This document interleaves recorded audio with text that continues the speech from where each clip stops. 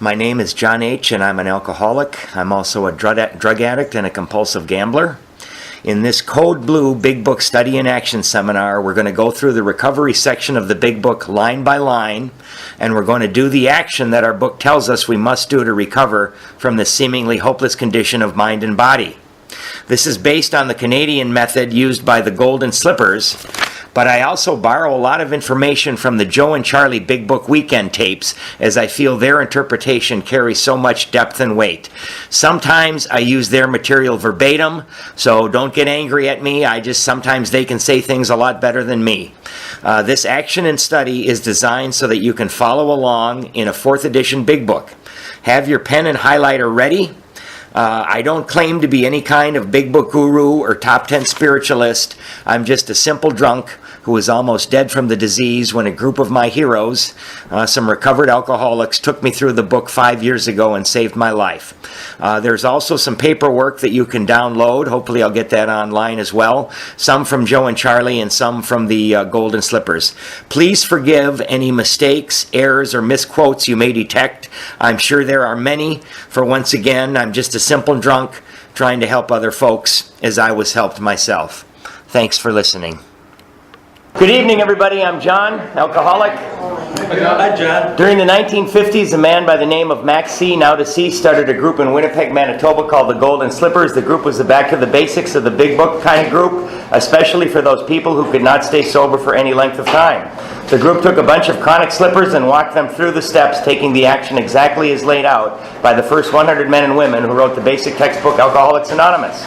This is not your typical thanks for sharing kind of AA meeting, nor is it like any seminar. Participants are asked to do all 12 steps as laid out in their basic textbook. One or more of the people who have done this work before will be guides to lead you through the instructions in our basic textbook using a dictionary published at about the same time as the book Alcoholics Anonymous. To help us better understand the directions as they were written by the first 100 men and women, we ask every participant to commit to the entire process.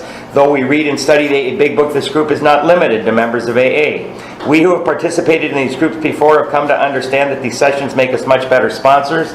We can now lead people through the steps exactly as given to us by those who have gone before, unfettered and unchanged. In addition to being a boot camp for sponsors, we also feel this is especially valuable to those who have been through some sort of treatment or rehab and have been in effect left off at step 3 or 5. Recovery requires that we do all 12 steps. We recover in AA by taking the steps, and if we don't take the action as described in our basic textbook, we might not recover. These study and action sessions will guide you through the steps precisely as the first 100 men and women laid them down. These are back to the basic sessions, accepting the simple kit of spiritual tools that's been laid at our feet. Let's open with the set-aside prayer.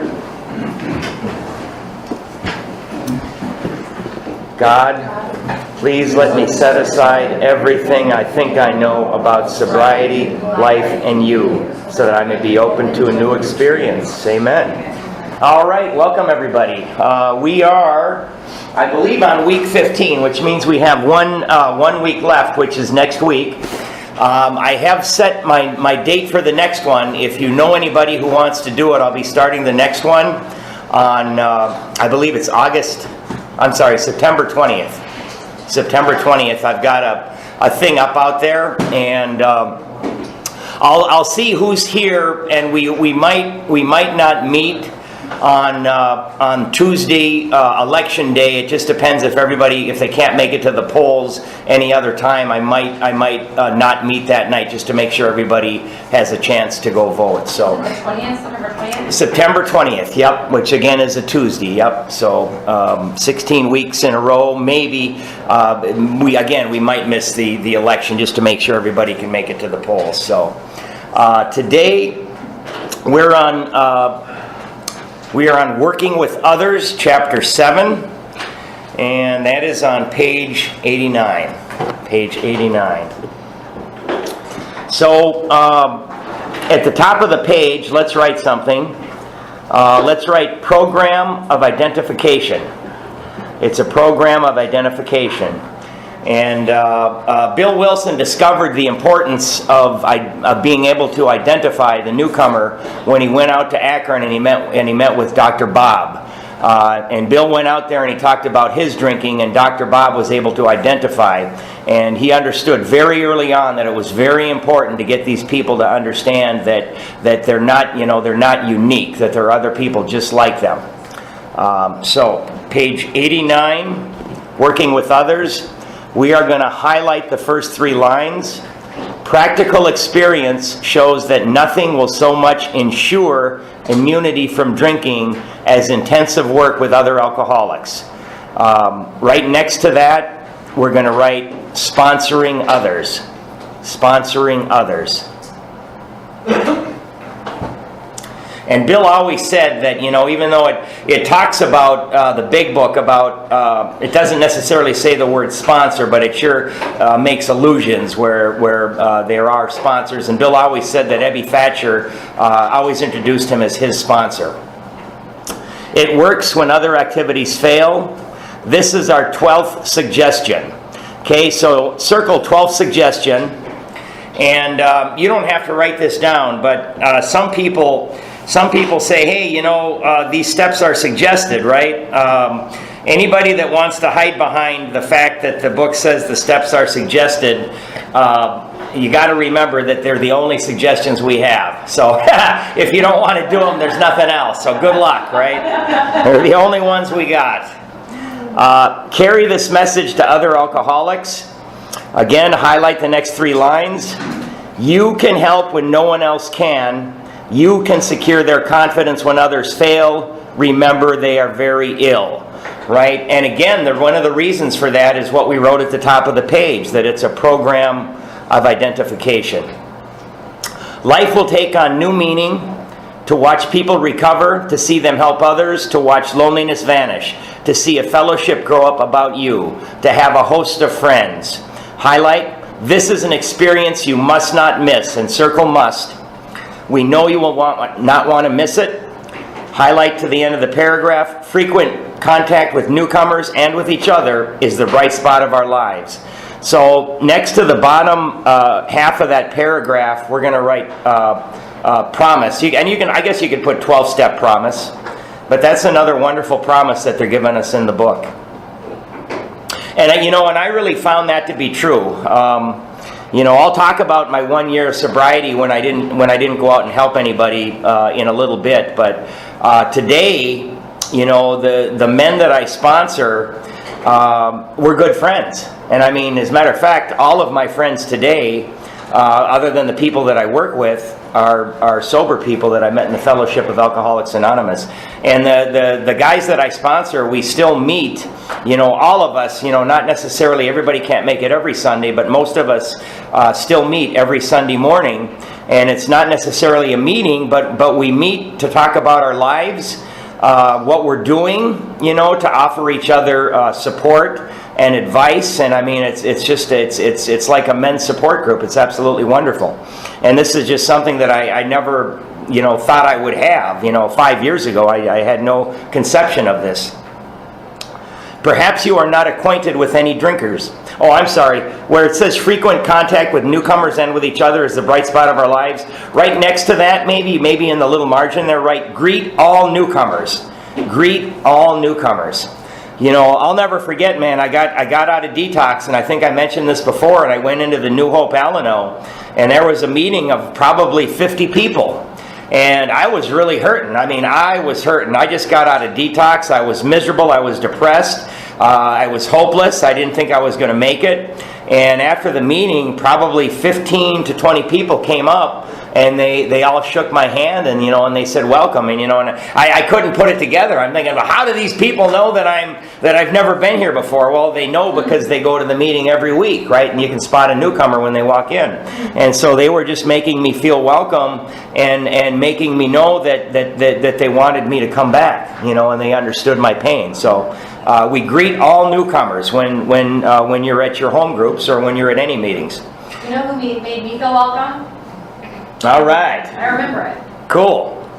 Yep, because we want everybody to come back. And I mean, y'all see the people, they come into the meetings and, they want to sit in the back and not, not talk to anybody because they're afraid. But those are the people that we've got to go up to, and we've got to make them feel welcome, and we've got to make them feel that they're not alone anymore. Perhaps you are not acquainted with any drinkers who want to recover. You can easily find some by asking a few doctors, ministers, priests, or hospitals. They will be only too glad to assist you. Don't start out as an evangelist or reformer. Unfortunately, a lot of prejudice exists. You will be handicapped if you arouse it. Ministers and doctors are competent, and you can learn much from them if you wish. Okay, again, highlight the next 3 lines. But it happens that because of your own drinking experience, you can be uniquely useful to other alcoholics, right? So also where you go up, where I read you can easily find some by asking a few doctors, ministers, priests, or hospitals. Off to the right, let's write detox, jails, treatment centers, and meetings. Right? They didn't. When this book was written, there wasn't the prevalence of these places that we can now go to spread our experience, strength, and hope. And they've told us, gosh, what is that? The 3rd time on this page that because of our own experience, we are uniquely qualified to help other alcoholics. And again, that's because this is a program of identification. I mean, I remember when I came in, I said, well, God, you know, I'm a blackout drinker. You know, I'm addicted to opiates. I'm a compulsive gambler. I was addicted to crack. Nobody's like me. They won't understand me. And you know, and I thought that, and I used that as an excuse not to get to know anybody and not to give this a chance. So we really got to reach out and share our stories. So cooperate, never criticize. Underline, to be helpful is our only aim. Right? And again, I think everybody that comes into these rooms thinks that they're unique, right? There's nobody else that has my problems, right? When you discover a prospect for Alcoholics Anonymous, find out all you can about him, right? Obviously, or about her. Highlight the next sentence. If he does not want to stop drinking, don't waste time trying to persuade him. Okay? So, draw a little arrow up to the top of the page and just write, do you want to stop, ? In quotation marks, right? So we're going to ask the person, do you want to stop, right? I mean, and it's going to tell us that same thing a little further on. But we've got to ask them. You may spoil a later opportunity. This advice is given for his family also. They should be patient, realizing they are dealing with a sick person. So next to that, what we just highlighted, you can write off to the left, let's write, okay to tell war stories when on a 12-step call, or just however you can write that in there. It's okay to tell brief war stories when on a 12-step call. You know, we don't like to, at meetings, we don't like to drone on and on about our war stories. At meetings, we want to talk about the solution. We want to give the spirit of hope at meetings. But when you're on a 12-step call, you can just to get the idea that you are like this person, that you understand them. This advice is given for family also. They should be patient, realizing they are dealing with a sick person. If there is any indication that he wants to stop, have a good talk with the person most interested in him, usually his wife. Get an idea of his behavior, his problems, his background, the seriousness of his condition, and his religious leanings. You need this information to put yourself in his place, to see how you would like him to approach you if the tables were turned. So next to that paragraph, let's just write, be honest. Be honest will take a lot of action, right? That's what my sponsor had me. So we're going to let them know that there is some work. We're going to be honest with them about that. Be honest will take a lot of action, right? And that's what my sponsor did for me. He said, you know, if you want to do this, you're going to have to do the work. And thank God that when I finally met this guy, that I was so desperate that I didn't care. Sometimes it is wise to wait till he goes on a binge.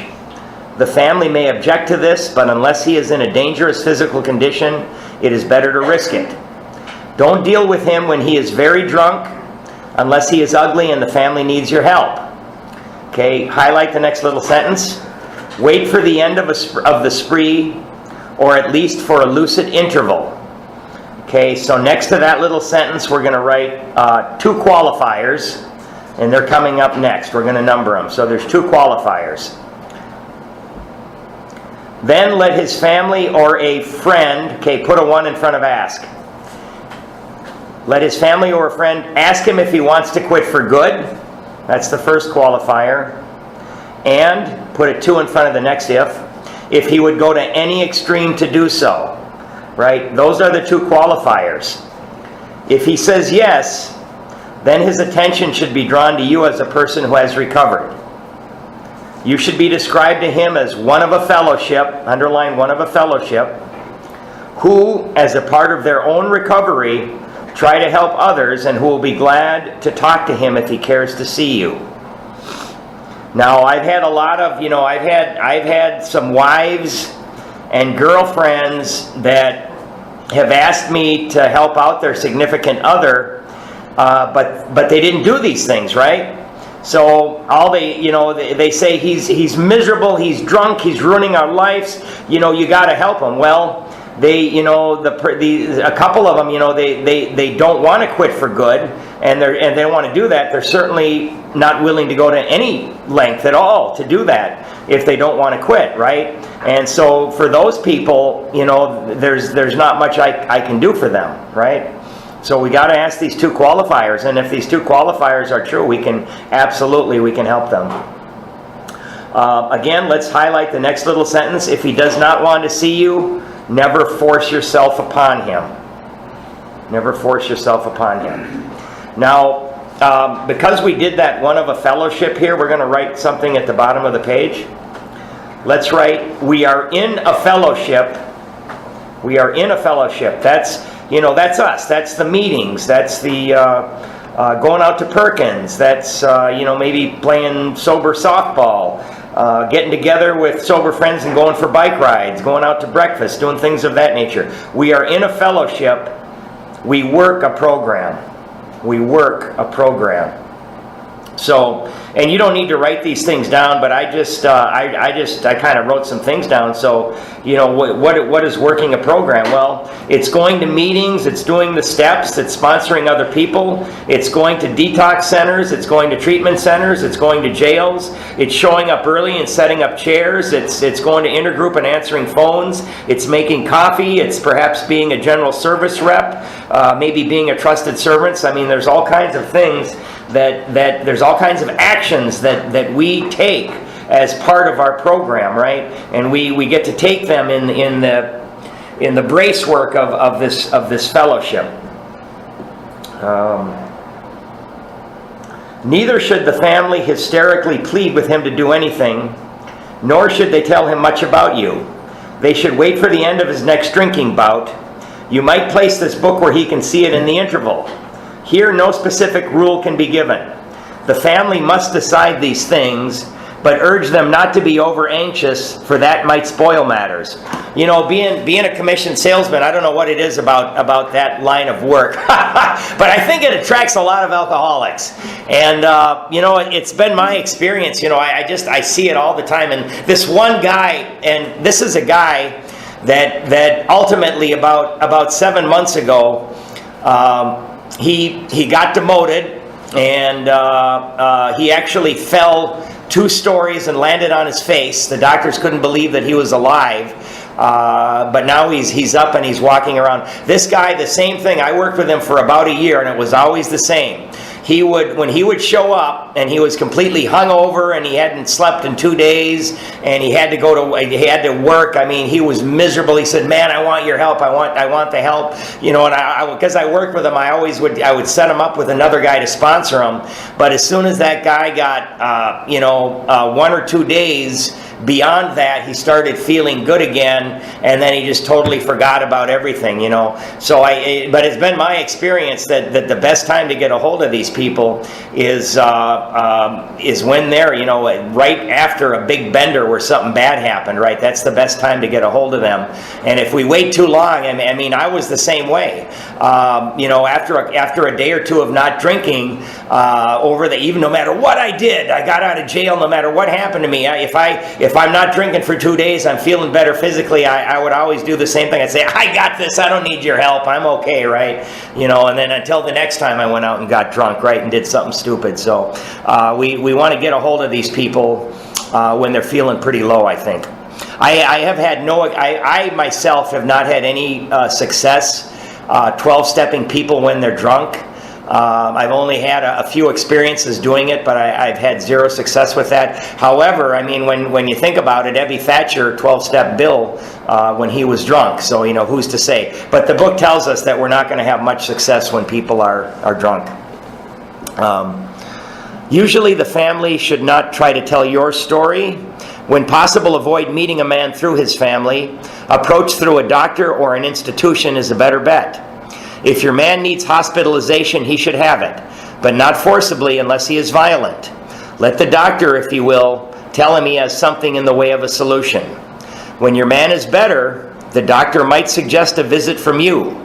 Though you have talked with the family, leave them out of the first discussion. Under these conditions, your prospect will see he is under no pressure. He will feel he can deal with you without being nagged by his family. Okay, here we are. Let's underline the next 2 lines. Call on him while he is still jittery. He may be more receptive when depressed. And I found that's absolutely the truth. That was the truth for me, and that's the truth for anybody that I've tried to help. See your man alone if possible. At first, engage in general conversation. After a while, turn the talk to some phase of drinking. Okay, let's highlight the next 3 lines. Tell him enough about your drinking habits, symptoms, and experiences to encourage him to speak of himself. So again, next to that, we're going to write brief war stories. Brief war stories, right? And again, that's something I try to avoid at meetings.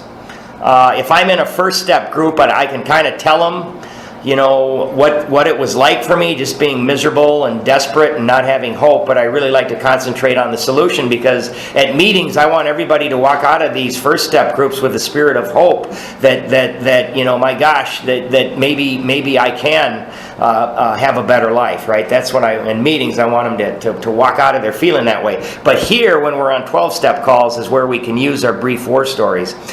So we're gonna write 4 moods. 4 moods, and I'm going to give them to you. These are moods that Bill found people would be in when he approached them. So put a 1 in front of if. If he wishes to talk, let him do so. You will thus get a better idea of how you ought to proceed. Okay? Put a 2 in front of if.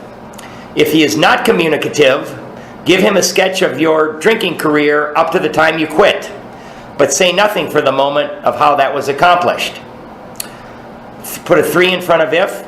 If he is in a serious mood, dwell on the troubles liquor has caused you, being careful not to moralize or lecture. And then put a 4 in front of if again. If his mood is light, tell him humorous stories of your escapades. Get him to tell some of his.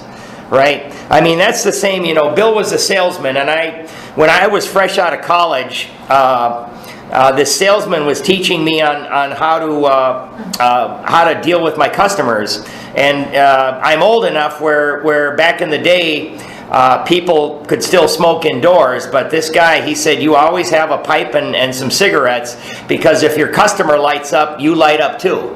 In other words, hey, I'm just like you, and this is what Bill is telling us to do right here. So under where we wrote 4 moods, we're going to write qualifying yourself as just as bad, not unique. Qualifying yourself as just as bad, not unique. He said, because I traveled in my earlier days, and he said, the first thing you got to do is study up on the sports team, whichever city you're in, so you can talk sports with your customers. If they smoke, you smoke. If they drink, you drink. I mean, so that wouldn't be too good these days, I'll tell you. Qualifying yourself as just as bad, but not unique. When he sees you know all about the drinking game, commence to describe yourself as an alcoholic. Tell him how baffled you were, how you finally learned that you were sick. Highlight, give him an account of the struggles you made to stop. Okay, so next to the first 3 lines there, we're going to write what it was like. What it was like. He's also got the instructions on what we do when we speak in here too. We can pull those out, because that's essentially what we do. Is we're trying to 12-step people when we get up and talk. Show him the mental twist which leads to the first drink of a spree. We suggest you do this as we have done it in the chapter on alcoholism. If he is alcoholic, he will understand you at once. He will match your own mental inconsistencies with some of his own. If you are satisfied that he is a real alcoholic, begin to dwell on the hopeless feature of the malady. Show him from your own experience how the queer mental condition surrounding that first drink prevents normal functioning of the willpower. Okay, so let's highlight the next 4 lines. Don't at this stage refer to this book unless he has seen it and wishes to discuss it. Okay, so next to that, my sponsor had me write, he will get the book, try it himself, and say it does not work. He will get the book, try it himself, and say it does not work. And you know, that was actually a little bit true about me, because I remember in the mid-90s, I tried to read the book, and you know, I didn't try to do the work, but I mean, I read the book and I said to myself, this is nonsense. This isn't me. None of this, I can't identify with any of this. None of this will work. And I think that's what my sponsor meant by that. He'll get the book, try it himself, you know, or not try it. Maybe he'll just say it doesn't work. And you know, and I did that too. I went to a lot of meetings, you know, from the late 80s, you know, all through the 90s, but I never did the work. I never did the work in the book, but I went to enough meetings where I was able to tell myself that AA doesn't work for me, right? Because I went to the meetings and I'm still thirsty as hell. So even though I didn't do any of this work, I told myself for 2 decades that AA did not work for me, right? And here I wasn't even trying the program of recovery. I was just trying the fellowship, and the book tells us that the fellowship isn't enough. If he sticks to the idea that he can still control his drinking, tell him that possibly he can if he is not too alcoholic. But insist that if he is severely afflicted, there may be little chance he can recover by himself. So after himself, let's write beyond human aid. Beyond human aid. And I mean, if you think about it, I was beyond human aid because, you know, I went to a lot of meetings. The meetings were made up of people. You know, I went to doctors. I've been to some psychiatrists. I had the people that loved me trying everything they could think of, and none of that worked. None of that worked until I actually, you know, did the work in this book and accepted a higher power. Continue to speak of alcoholism as an illness, a fatal malady. Talk about the conditions of body and mind which accompany it. Keep his attention focused mainly on your personal experience. Explain that many are doomed, circle doomed, who never realize their predicament. We should actually highlight that sentence. Explain that many are doomed who never realize their predicament. Doctors are rightly loath to tell alcoholic patients the whole story unless it will serve some good purpose. But you may talk to him about the hopelessness, circle the word hopelessness, and then highlight of alcoholism because you offer a solution. So next to that, let's write, reflect on hopelessness, the obsession, and the allergy. I had a lot more written here, but basically it was just about how when I start I can't stop, and about how I can't stay stopped. But we know that so you reflect on the hopelessness, and that's the obsession, right? The obsession is we can't stay stopped, and the allergy is once we start drinking we can't stop, right? You will soon you will soon have your friend admitting he has many, if not all, of the traits of the alcoholic. And that's very important because, again, we come in and we think we're unique, we're different, we're not like anybody else. We're horrible people. There's something wrong with us. We're sinful. We're awful. We have low moral character. Nobody likes us, right? We're all different. If his own doctor is willing to tell him that he is alcoholic, so much the better. Even though your protege may not have entirely admitted his condition, he has become very curious to know how you got well. A lot of my doctors, they never told me I was alcoholic because I always lied to them. How much are you drinking? A couple of beers 2 or 3 times a week, right? That's what I told them. That was a complete lie. Never told the doctors the truth. Let him ask you that question if he will. Okay, highlight the next 4 lines. Tell him exactly what happened to you. Stress the spiritual feature freely. If the man be agnostic or atheist, make it emphatic that he does not have to agree with your conception of God. You can stop highlighting there and then in big letters write what happened. Right? Remember on the opposite side there we wrote what it was like. This is what happened. Right? And you remember when Ebby Thatcher went to Bill and they were arguing back and forth, and Ebby was talking in highly religious terms and Bill was going, "Don't give me any of that crap." Right? And, finally Ebby got a little bit riled and I think he said, choose your own conception of God. And from that point on, that's been one of the tenets of the program. He can choose any conception he likes provided it makes sense to him. Again, the italics we gotta highlight. The main thing is that he be willing to believe in a power greater than himself and that he live by spiritual principles, right? So next to the power greater than himself, second step. That's the second step. That's the kind of the start of it. When dealing with such a person, you had better use everyday language to describe spiritual principles. There is no use arousing any prejudice he may have against certain theological terms and conceptions, about which he may already be confused. Don't raise such issues no matter what your own convictions are. Right? I don't have that problem because I don't have any fancy theological terms. I just tell them in basic language what happened to me. Next to that paragraph, I wrote slow wake up. Right? Slow wake up, because that's, for me, it kind of was.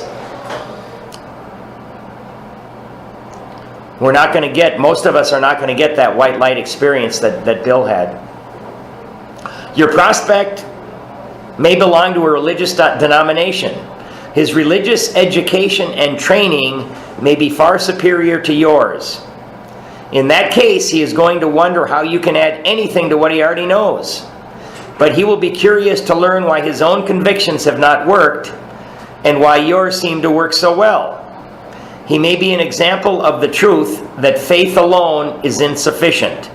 Okay, so we're going to highlight down the next, 2, 4, 6, 7 lines.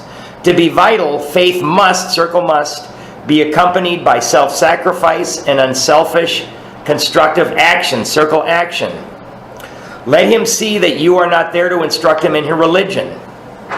Admit that he probably knows more about it than you do, but call to his attention the fact that however deep his faith and knowledge, he could not have applied it or he would not drink. So next to that, to the right, we're going to write, don't force religion on anyone. Don't force religion on anyone. And remember earlier in the book somewhere we wrote that God can scare people because they might have had bad experiences with religion. So we got to be a little bit careful and let them know this is not religion. At the bottom of the page, let's write self-knowledge won't work. Self-knowledge won't work. And that was all over the first, the doctor's opinion in the first 3 chapters, but you can write self-knowledge won't work, and you can write page 39. It spells it out for us, that knowledge of our disease, in all cases, if you're a real alcoholic, it's not going to help us. Page 39, yep. That's just one spot where they did it. There's so many others. Perhaps your story, self-knowledge won't work. Perhaps your story will help him see where he has failed to practice the very precepts he knows so well. We represent no particular faith or denomination. Okay, so at the top of the page, I guess you can underline particular faith or denomination. And then at the top of the page, you can write, organized religion is an outside issue. Organized religion is an outside issue. You know, guys, and I'm only 5 years sober, so sometimes I don't, you know, I don't know the traditions and everything as well as I should. So sometimes I do skip around and talk a little bit about outside issues, but organized religion is an outside issue. We are dealing only with general principles common to most denominations. Outline the program of action. Circle program of action. And then right above it, write steps, not meetings. Right? The program of action. I'm not saying don't go to meetings. I'm saying go to a lot of meetings. But the program of action is steps, not meetings. Right? Many of us have gone to a lot of meetings. In the 90s, guys, I went to meetings. I was running from my disease. I was running as fast as I could away from the disease. And I went to so many meetings, but I could not recover until I finally did these steps. And I didn't know. I thought the program of action was me going and sitting in the back of a meeting and leaving early. That's what I thought the program of action was. Outline the program of action, explaining how you made a self-appraisal. Next to made a self-appraisal, write 4. How you straightened out your past. You can write 9 next to that. And why you are now endeavoring to be helpful to him. You can write 12 right in there somewhere. I hope that air comes back on. Got it. So we're going to highlight the next 3 lines. It is important for him to realize that your attempt to pass this on to him plays a vital part in your own recovery. Okay, that's you don't need to write anything, but I'm just going to tell you guys, that was so important to me because I thought that I was bothering these people. I thought, for goodness sakes, I thought I was such a worthless guy. I didn't want to, take anybody's time away from their family, or from their job. I always thought that I was being a bother, a pest, and today when I'm on the other end of that, I'm still on both ends of it, right? Because, we still have to be able to receive help, right? We always want to receive help because that allows others to give. But, being on the other side of that, I let people know that you are not bothering me, that it's vitally important to me that I be able to do what I can for you as part of my own recovery. I make sure everybody knows that so that they don't feel like they're a nuisance to me because they're the furthest thing in the world from a nuisance.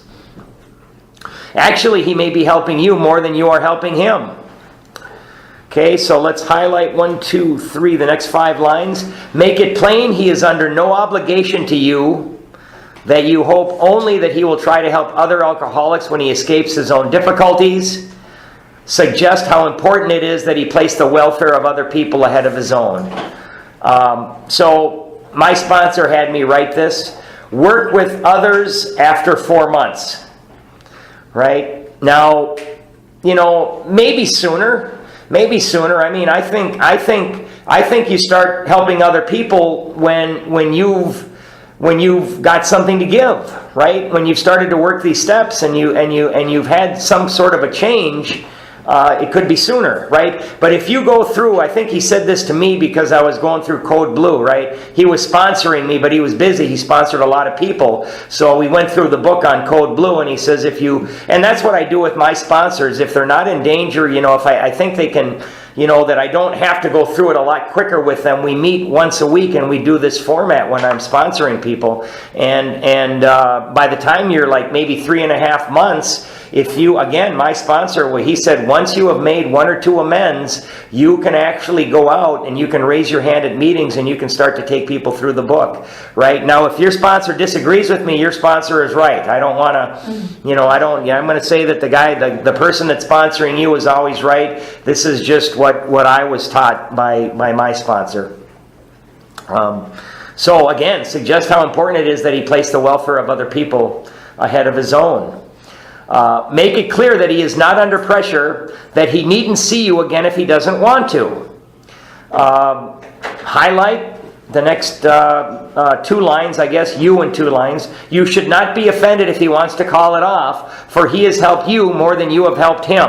Now that's another thing I think that's vitally important.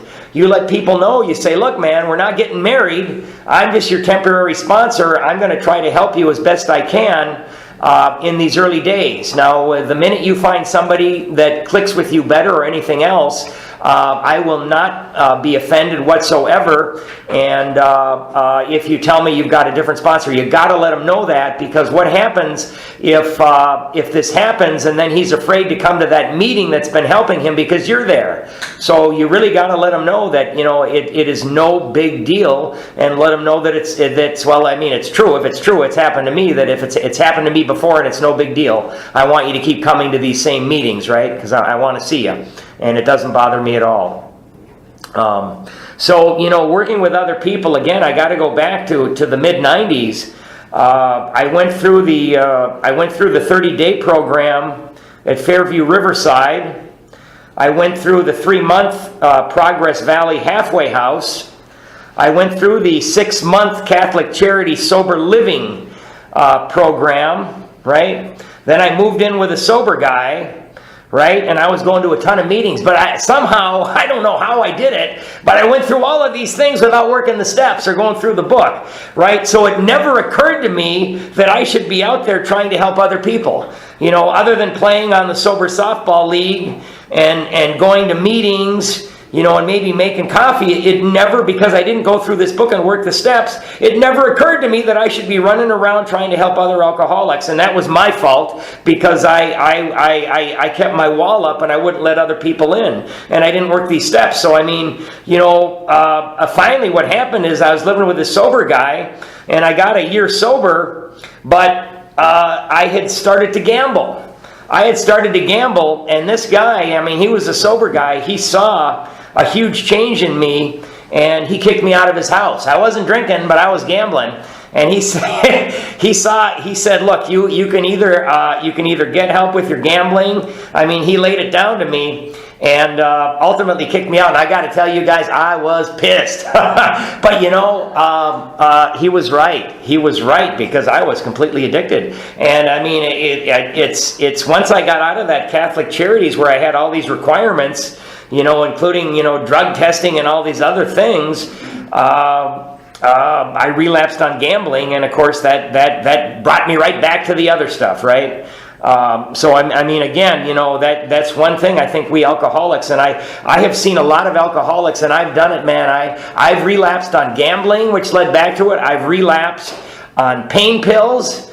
The pain pills got me bad. I went to the dentist, and I took that pain pill, and I convinced myself that I was sober, but within a week I was shopping doctors. I was running around to doctors, and I found one that would prescribe to me, right?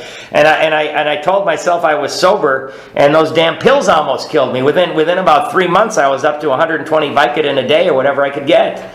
And those almost killed me. I was throwing those up on the floor. I was picking them up and swallowing them. Those got me too. And everything always leads us back to our first love. So I think it's so important that we alcoholics really have to be careful about anything. And I've got one of my sponsees has a lot of pain. And he at certain times has to take these pills, and so we the doctors all know that he's an alcoholic, and he's closely monitored when he has to do it. But we got to be really, really careful. But the good thing is, me when I took a pill, it was like I got shot out of a cannon. He takes them and he doesn't like them, so I'm not particularly worried about it.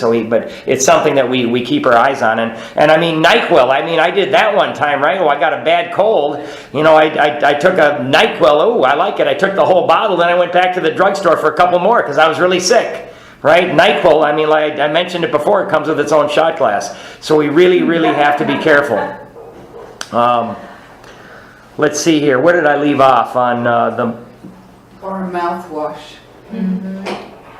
Where am I here on the book? Suggest that he placed the welfare of others above his own? Oh, wait a minute. Candidate. He's helped you more than you've helped. Thank you. If your talk has been sane, quiet, and full of human understanding, you have perhaps made a friend. Maybe you have disturbed him about the question of alcoholism. This is all to the good. The more hopeless he feels, the better. He will be more likely to follow your suggestions. Right? So next to follow your suggestions, write action. Action. And it really is, man, it's getting people to take action. When I try to sponsor people, if they're not willing to do the work, there's not much I can do for them. If they won't do the work, there's not much I can do for them. And I've had to let people go. And I've been taught that if they're not going to do the work, you're better off telling them the truth that you're not doing the program of AA, and you're probably not going to make it. And I've been taught that if they won't do the work, we've got to cut them loose. Your candidate, that doesn't mean that we can't still, give them a ride to a meeting now and again and see how they're doing, but we've got to spend our time with people who are going to do the action. Your candidate may give reasons why he need not follow all of the program, right? You get these guys in, they look up at the wall. Nobody likes that 4 and 5 and 8 and 9, right? Those, I don't like those. He may rebel at the thought of a drastic house cleaning, which requires discussion with other people. Underline drastic house cleaning. And we can write 4, 5, 8, and 9. 4, 5, 8, and 9, which requires discussion with other people. Do not contradict such views. Tell him you once felt as he does, but you doubt whether you would have made much progress had you not taken action. Circle action. On your first visit, tell him about the Fellowship of Alcoholics Anonymous. If he shows interest, lend him your copy of this book. Right? Usually, luckily because I get them for Code Blue, I usually have a case of books in the back. People freak out and I go, "Hey, I got something for you." Here you go.